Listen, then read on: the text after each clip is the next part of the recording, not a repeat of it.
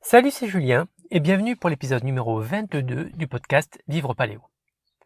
Alors aujourd'hui, je voulais faire suite à l'épisode précédent. Alors pas sur le sujet de l'argent, puisque l'épisode précédent traitait essentiellement de l'argent, mais plus par rapport à la question, la fameuse question très importante que tu dois te poser. Et si tu ne l'es pas encore posée et si tu n'as pas encore réfléchi à une réponse, fais-le, cette question étant: qu'est-ce que tu ferais de ta vie si l'argent n'était plus un problème? Et donc, je veux rebondir sur cette question-là puisque ça amène à un sujet annexe qui est le bonheur. Alors pourquoi quel rapport entre le bonheur et la réponse à cette question-là? C'est ce qu'on va aborder au cours de cet épisode-là. Et en fait, la réponse à cette question te procure une source de bonheur interne. C'est-à-dire que en réfléchissant à cette question-là et en trouvant des éléments de réponse, tu peux t'apporter toi-même du bonheur. Alors il se peut que tu recherches le bonheur à l'extérieur, ce que font la plupart des personnes, et il y a rien de mal à ça, sauf que à partir d'un certain seuil, cela peut devenir nocif. En fait, le bonheur que l'extérieur, que ton environnement te procure, il peut être nocif dès lors que tu attends quelque chose. Dès lors que tu attends quelque chose des événements, dès lors que tu attends quelque chose des personnes. Par exemple, voilà, admettons que tu as un jardin que tu entretiens, tu fais pousser des légumes, des fruits, et il y a eu une période de sécheresse plutôt intense et prolongée, et tu attends, tu espères vivement qu'il pleuve. Donc, et ton bonheur serait voilà, dans le fait qu'il se mette à pleuvoir, et ce bonheur dépend de l'extérieur. Et donc, si ça n'arrive pas, tant que ça n'arrive pas, tu n'es pas heureux, tu es dans l'attente. C'est le même principe avec les autres personnes avec les personnes que tu côtoies. Euh, Très classiquement, avec par exemple ton partenaire amoureux, si tu es dans l'attente que ton partenaire fasse quelque chose qui te ferait plaisir, que cette personne sache ce qui te ferait plaisir ou ne le sache pas, dès lors que tu es dans cette attente-là et que tu n'obtiens pas satisfaction, voilà, tu n'es pas bien, tu n'es pas heureux, tu n'as pas ce bonheur que tu recherches. Et puis ça peut s'envenimer parce que cette personne-là ne te donnant pas ce que toi tu veux, ce dont toi tu estimes avoir besoin, ça peut détériorer vos relations. Et c'est pareil que ce soit dans les relations amoureuses ou même les relations amicales, les relations de travail. Dès lors qu'il y a deux humains qui interagissent ensemble, si tu places en l'autre une espérance, tu attends quelque chose d'une autre personne, qu'elle fasse quelque chose, et que tu l'as pas, tu sais très bien, tu vas pas être bien, tu vas pas être heureux. Alors voilà, là je t'ai donné des exemples qui passent le seuil à partir duquel le bonheur externe n'est pas au rendez-vous. C'est quand tu es dans l'attente, quand tu attends de l'extérieur que quelque chose t'arrive. Mais tu peux très bien trouver le bonheur avec des éléments extérieurs. C'est c'est ce qu'on appelle la gratitude. C'est quand tu apprécies les choses telles qu'elles sont. Tu, très simplement, tu peux apprécier voilà, un coucher de soleil, tu peux apprécier le fait de respirer sans problème. D'ailleurs, on n'apprécie jamais autant plus la santé, le fait d'être en bonne santé, que quand on l'a perdue ou quand on vient juste de la retrouver. Tu as déjà dû avoir la crève, le nez qui coule, mal à la tête, et dans ces moments-là, voilà, tu chéris vraiment l'état de santé antérieur dans lequel tu étais bien. Et quand tu retrouves ce bon état de santé, tu profites vraiment de ça. Mais tu peux en profiter dès maintenant. Si tu te poses là,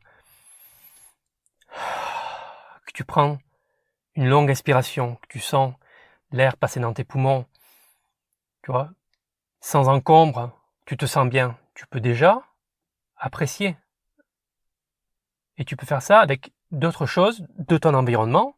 Dès lors qu'il n'y a pas d'attente que quelque chose d'extérieur arrive, se passe, tu peux tout à fait apprécier ton environnement, enfin tout ce qui est à l'extérieur de toi. C'est vrai qu'on peut se moquer des moines zen qui sont en contemplation de la nature et qui pleurent, qui versent des larmes de joie en contemplant, je sais pas, une fleur. Mais le principe est là. Il est dans l'appréciation de ce qui existe, et, sans attendre quelque chose en particulier. C'est un peu comme la chanson chantée par Florent Pagny, savoir aimer sans rien attendre en retour. Et ça rejoint un petit peu ce que tu as déjà dû entendre, le fait de savoir relativiser les choses, que ça pourrait être pire. Oui, c'est une bonne chose.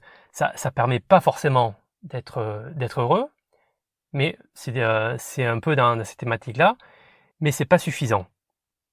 Autant tu peux profiter de ce que t'offre la nature, tu peux en éprouver du bonheur, mais nous sommes également des êtres vivants. Et quand tu regardes, nous faisons partie de la nature, et quand tu regardes dans la nature, ce que tu vois, c'est que la vie, elle croît. Elle croît tout le temps, elle grandit, elle se développe. Et toi, c'est pareil, tu as besoin de croître, de grandir, de te développer. Et c'est là que vient le bonheur interne. Si je te repose la question, qu'est-ce que tu ferais de ta vie si l'argent n'était plus un problème? Ça en revient à ça. Ça en revient à trouver ce que tu as envie de faire pour croître, pour grandir, pour te développer.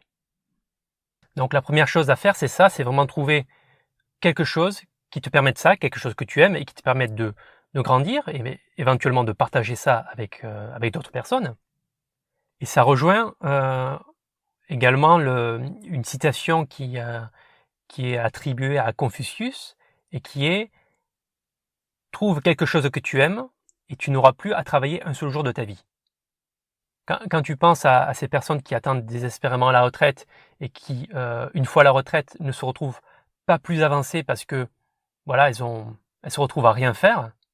Si tu trouves quelque chose que tu aimes et qui fait que tu n'as plus à travailler le reste de ta vie, pourquoi tu ferais pas ça toute ta vie sans forcément prendre de retraite? Peut-être en faisant des journées moins intenses, mais en ayant une activité qui te plaît, qui te permet de croître, de grandir et de te développer. Donc ça, c'est la première chose, c'est trouver quelque chose que tu aimes faire.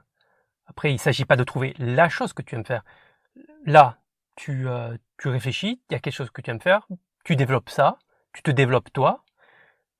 Comme je dis, tu grandis, tu crois, tu partages ça avec d'autres personnes. Et voilà, tu te fais plaisir.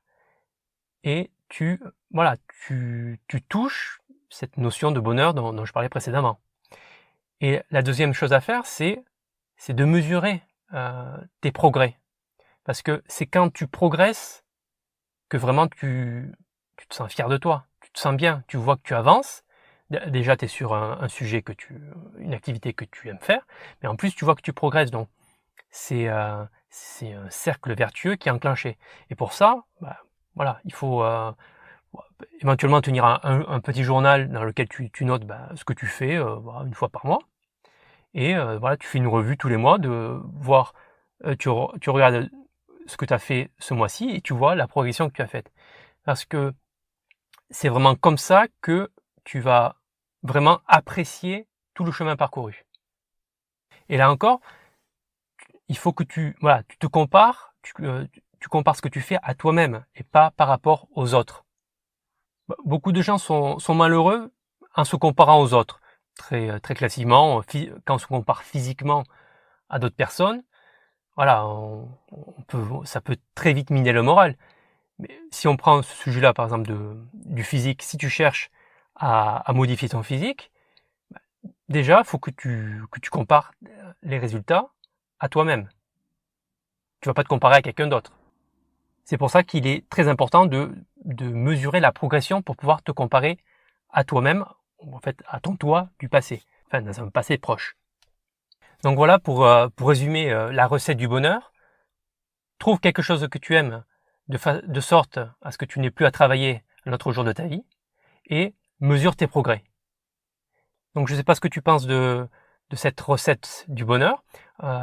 J'aimerais beaucoup avoir ton avis en commentaire. Est-ce que tu vas appliquer cette recette qui est très très simple? Donc j'attends tes réactions en commentaire et je te dis à bientôt pour le prochain épisode.